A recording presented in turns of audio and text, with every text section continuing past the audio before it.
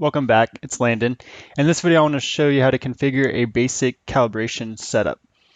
And so the first thing I want to show you is if you go to your LiveLink Face app and then you click the little gear icon and you turn on the blend shape data overlay, what you'll see on the screen is a bunch of values of the different blend shapes that it's currently reading from your face. And so I took a screenshot of that when I was in a resting face position. So let me pull that up.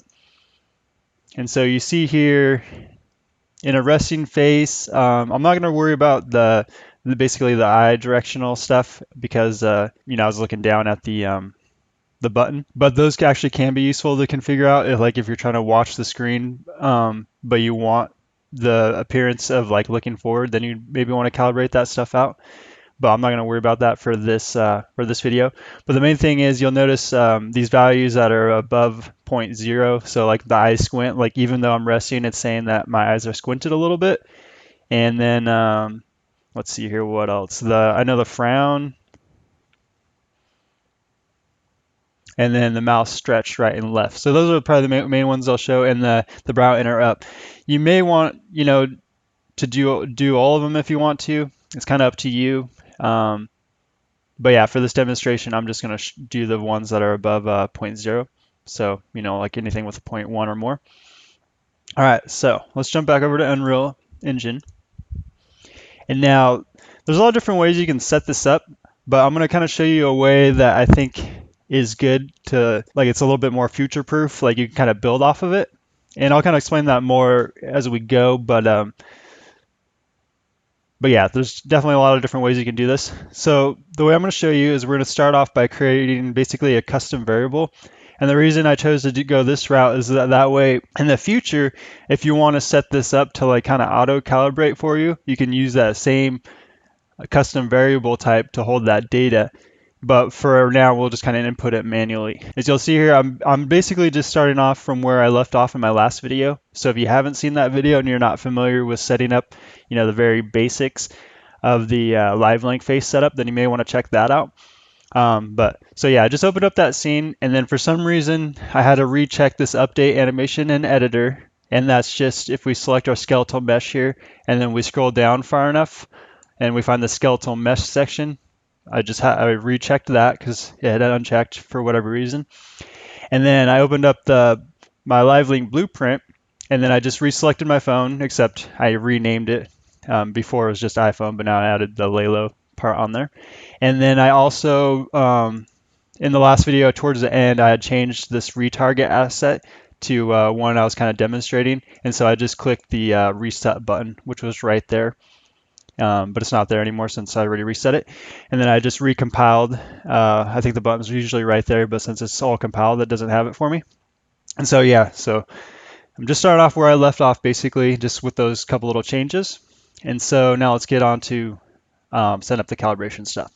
All right, so we'll jump back to our content browser here, and then I'm just going to put everything in the same animations folder that I had created before. And so we'll right-click. And then what we need is a struct blueprint to hold all the data. And so we'll go to blueprints and then structure. And now I'm just going to name this calibration offsets. And then I kind of think of this as like an array. So it's going to be an array essentially to hold all the values of our offsets. And so I'm going to double click that to open it up. And then you'll see we can create a bunch of variables, and we want the type to be float. And then I'm going to name them all just to match the ARKit naming. And so if we jump back over to our screenshot here, these are basically the ARKit names, except they've been shortened a little bit. Instead of saying like right, it's underscore right. And so the ones I want to do are eye squint, left and right. So I'm going to start with those.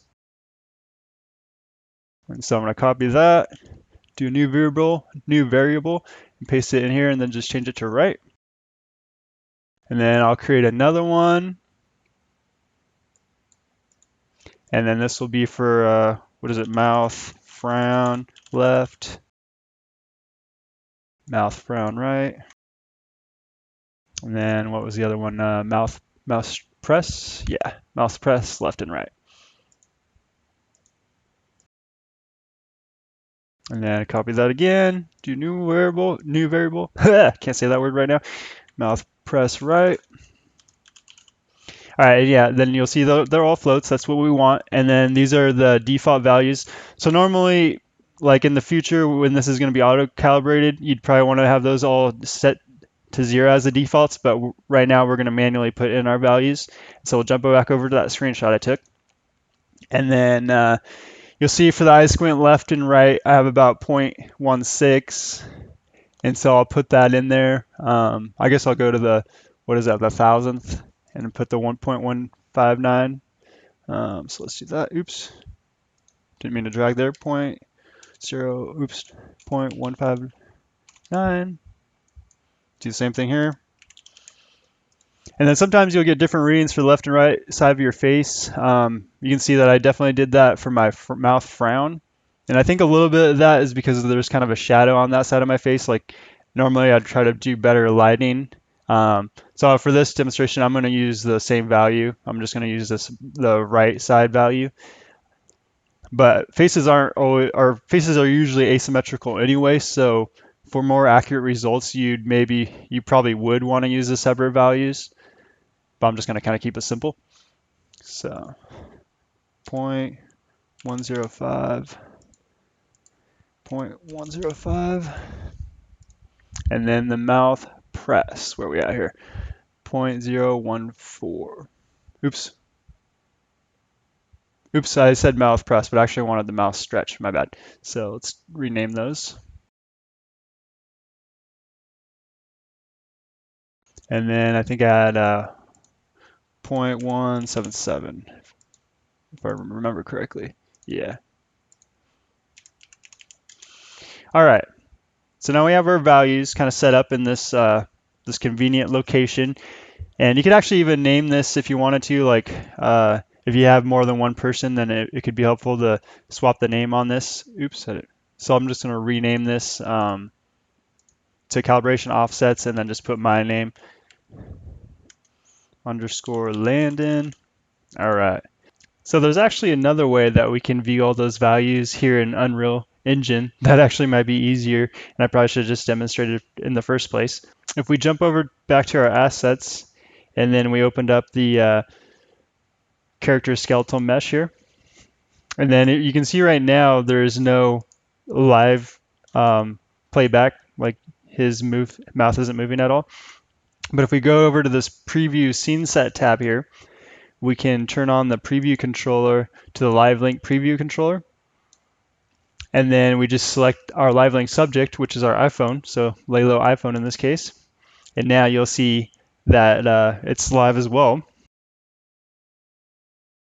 And so now if we jump over here, we can see all the morph targets and their values. So for example, if we go back to the mouth frown, I got some extra ones in here, all the DAS JCMs, but we can ignore those. So looking at the mouth frown when I'm resting, it looks like I'm actually more about a 0.2, maybe 0.25. So I just kind of want to demonstrate that real quick, but I'm just going to turn that off for now. But I'm going to go back to my calibration offsets and then actually raise the value of my mouth frown here. So 0.25 and 0.25. Okay. And so now that we have our structure all set up, let me show you how we're going to use that. So we're going to go back to our blueprint, our animation blueprint. And then here in the animation graph, we want to create a modify pose node. And so I'm going to go ahead and right click and then just type that in, modify. Oh, sorry, I said modify pose, but I meant modify curve. So I'm going to create a modify curve node. And then we'll want to connect our live link pose node to this modify curve node into the source pose. And then from the output of our modify pose, we'll want to go to our output pose result.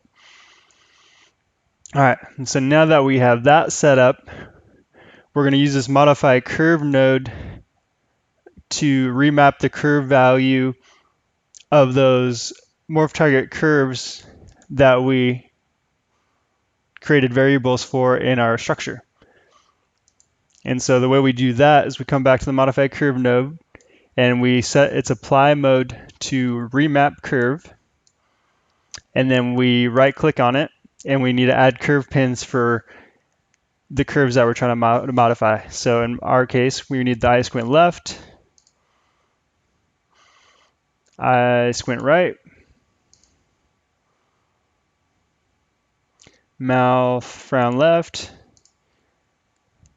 mouth frown right, wherever it went, and then the mouth stretch left, and mouth stretch right. Okay, so now that we have all those added on to our modified curve, let me zoom in on this a little bit so it's a little easier to read here. We'll need to create a variable for our structure. And so the way we do that is we just jump over here to the left-hand side and you'll see the variables section. We just create add variable or the plus variable. And now we can just name this to our calibration offsets. And then if we go over here on the right-hand side to the details tab, we want our variable type to be that structure that we created. So if we type in the search bar just the structure name, calibration offsets, Landon. And now that we have that variable created, we'll need to drag it onto our animation graph to add it to our graph. And then it'll bring up this little menu. We want to select Get Calibration Offsets. And from there, we'll need to break each one of these variables into a single variable instead of just a structure of them. And then the way we do that is we just break our structure apart, and the way we just use a break. So we just right click and type in break, and then the name of our structure, so calibration offsets, and you see that it comes up here. So we'll click that. And now we get this node with all the variable names that we had. And so we'll connect our variable to the break node, and that'll tell you what data it's breaking apart. And then we just simply connect these values to our modified curve values. So for eye squint left, we connect it to our modified curve, eye squint left. And then we just repeat that for the rest of them. So eye squint right, mouth frown left, mouth frown right, mouth stretch left, mouth stretch right. And now, if we kind of minimize this here, come back to the viewport, you can see still got that frown going on. But if we compile, we can update it, and now you can see that it's the frown is gone. So I actually just wanted to point out real quick, I don't know if you noticed, we didn't technically need this calibration offsets structure and all that. For example, let me just break this connection real fast. See, instead of using the structure to fetch these datas, we could have just manually put them in right here. But like I was saying, eventually we'll set this up in such a way that it'll automatically grab these datas and fill in our structure for us. And then they'll automatically be applied. We won't have to come back here and change all these values. And then until then, if we wanted to have like multiple people, we could have a structure set up for each person, and then you just only have to change the structure connections right here instead of having to remember all those values for each person that you have. So I think it's just a little bit more convenient, and like I was saying when we started this video, more future-proof. I just wanted to point that out real quick because my goal is that I'm hoping after watching some of these videos, you'll feel more comfortable using Unreal Engine and kind of have an idea of how to get some stuff done on your own if you need to. And so that pretty much concludes this basic calibration setup video. I hope you guys found it helpful. You can see it probably would actually do some good to add more of the values, like when I'm resting, his mouth isn't quite all the way closed. And then I've actually improved the blend shapes a little bit. This was kind of like my first draft that I'm using here. I'm still planning on doing a couple more videos in this series, like how to do the head rotation.